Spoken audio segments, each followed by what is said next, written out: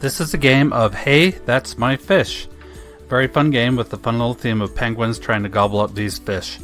So what you need to do to set up the board is just take all the ice flow tiles and set them up in a grid like this in alternating rows of 7 and 8.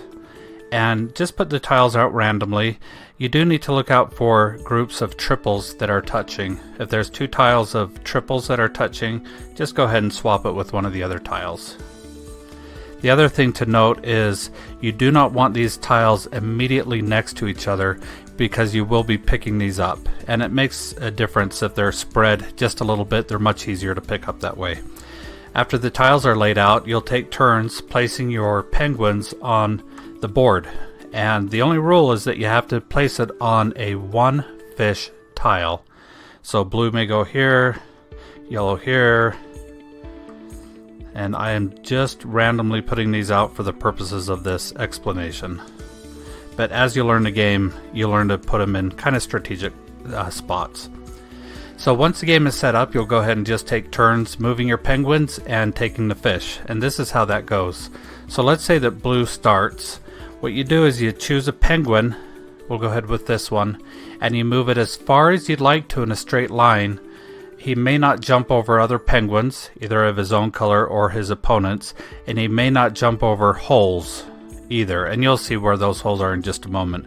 So let's take this penguin here and let's move him in a straight line to this spot here. Now the tile where he just came from is removed, and that goes in your personal supply to be counted later as points. And you see I moved towards a triple fish spot because those are the better ones. So yellow will go ahead, let's say he wants to move up here, he'll take this tile. Blue will go, etc., etc. And as a reminder, you may not jump over other penguins or holes. So this guy here, he may not go in this direction at all. He's right up against this hole. He'd be welcome to go as far as he wants in this direction though. So play continues until you cannot move any further.